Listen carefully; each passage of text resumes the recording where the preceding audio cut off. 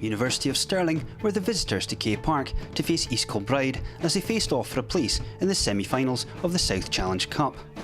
East Kilbride were going into the game looking for their first victory over Stirling this season.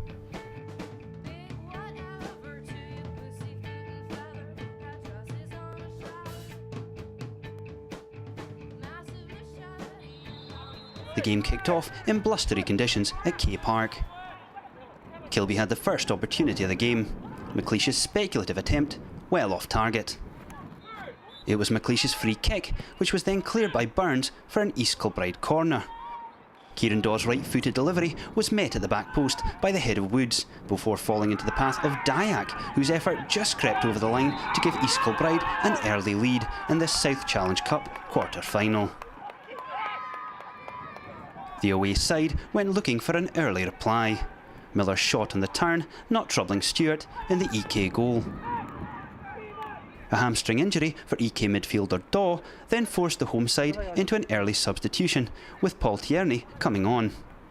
McLeish's delivery then nearly saw Dyack get his second of the game, his header just wide of the post. Stirling University then came close, Sludden's cross finding Miller in the box, the striker not able to find the target. So the teams go in at the break with East Kilbride 1-0 up. Stirling started off the half positively, Nicol dragging his shot wide. Folds then had another effort from distance for the away team, his right-footed strike only just off target. Good work on the left wing from Wilson then set up a half chance for McDougall, the striker's header going wide. The referee then awarded Stirling a free kick in a dangerous area. Callum Burns' resulting free kick came close to equalising.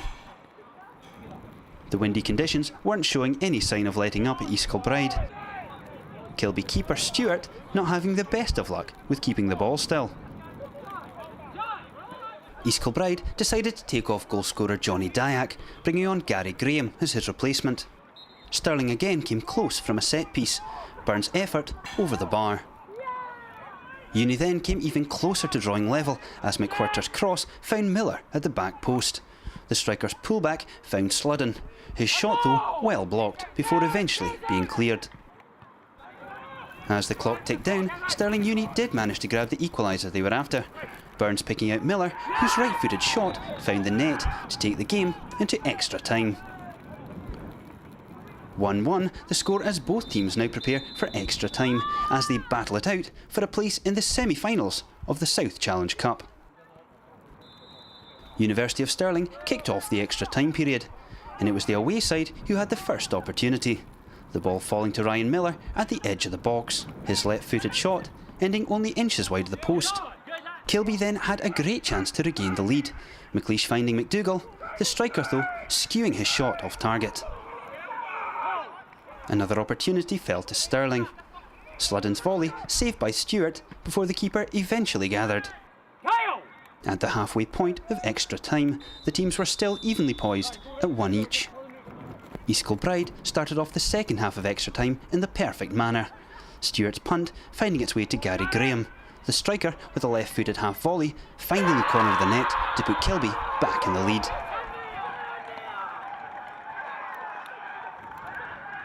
With time running out, Stirling were looking for the equaliser.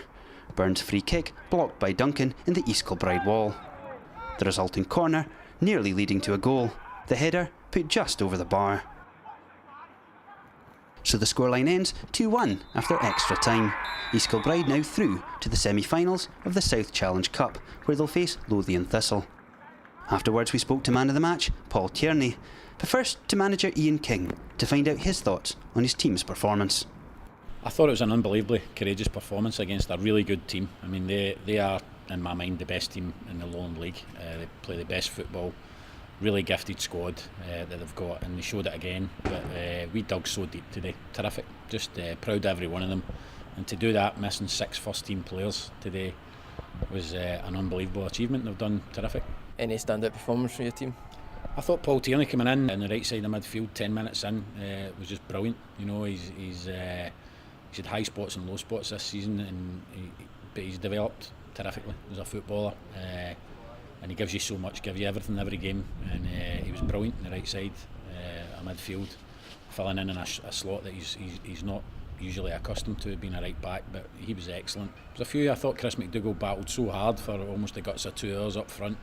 Graham Gallagher in midfield was excellent. McLeish, there was players all over the park. I wouldn't like to single people out, but I just thought that shows the togetherness we've got as a group.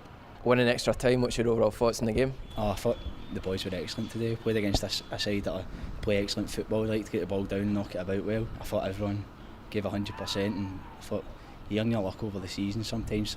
I thought we get a few breaks today, and everyone was absolutely excellent.